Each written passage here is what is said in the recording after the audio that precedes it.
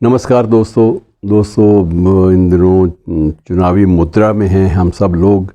और चुनावों का चाल चेहरा और चरित्र बिल्कुल बदल चुका है।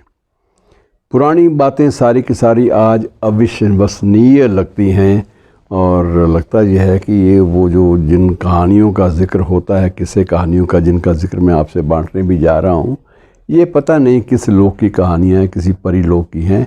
इस लोक की तो नहीं हो सकती।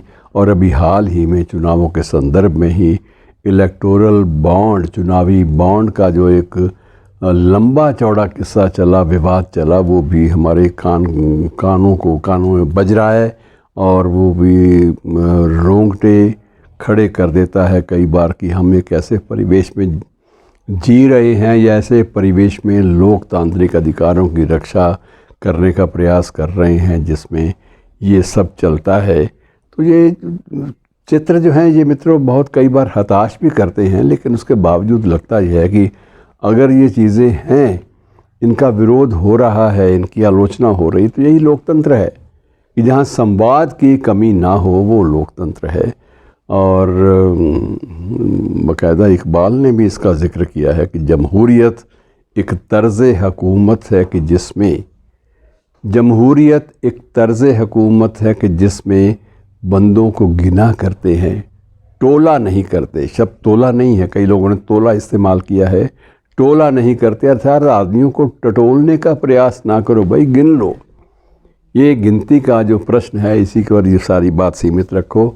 और ऐसे ही एक सबसे बड़ा, जब पुराना देखते हैं चुनावी इतिहास, तो एक चेहरा उभरता है हमारे सामने कि देश की पहली महिला सांसद जिस क्षेत्र से चुनी गई थी, उस क्षेत्र के लोगों को उसका नाम भी याद नहीं, पता भी नहीं है कि ये संभव था, ये थी यहाँ पर इस नाम की कोई औरत। वो संसद की पहली महिला सदस्य थी, भारतीय संसद की, 1952 में चुनी गई थी और नाम था सुभद्रा जोशी।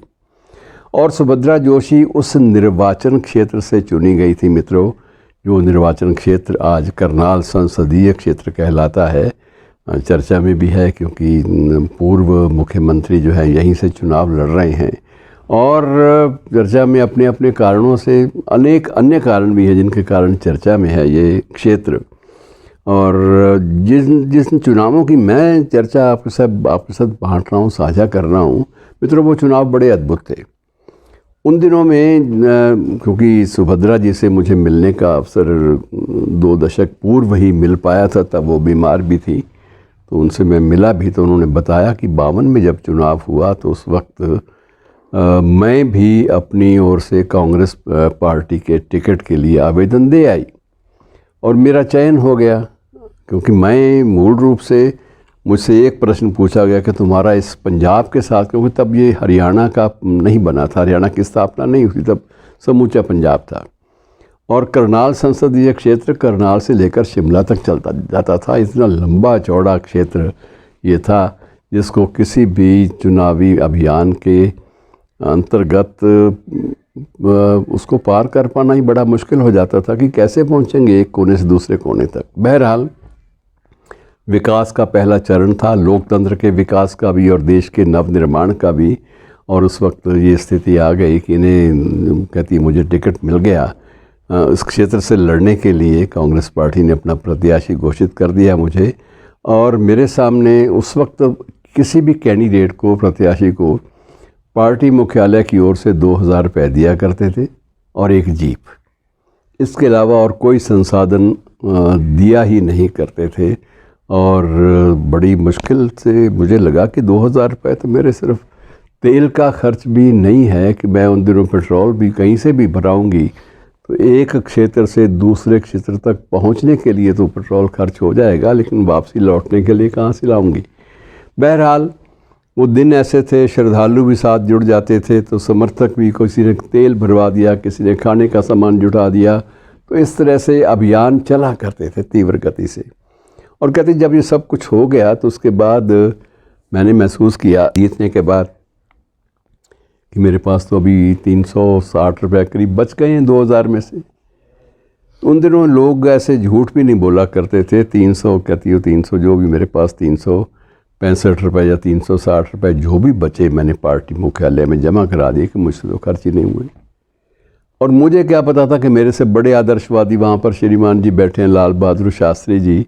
ये उन्होंने बताया, सुभद्रा जोशी नहीं, कि लाल बहादुर शास्त्री जी को भी 2000 दिए गए थे और फूलपुर जैसे, इलाहाबाद जैसे क्षेत्र से लड़ने के लिए दिए गए थे। व्यापक क्षेत्र, प्रभाव मंडल उसका बहुत हावी और हैवी एक प्रतिष्ठा का केंद्र था और वहाँ से उनको 2000 रुपये और जीप दे दी गई। और श्रीमान जी जब मैं जमा कराने पहुँची, वहाँ पर शेष राशि की रिटर्न देने पहुँची, तो श्रीमान जी आगे लाल बहादुर शास्त्री जी बैठे थे, तो वो 800 रुपये वो जमा करा रहे थे कि मेरे से 2000 में से 1200 ही बमुश्किल खर्च हो पाए हैं, ये पकड़िए बाकी आपकी धनराशि और ये पकड़िए अपनी जीप।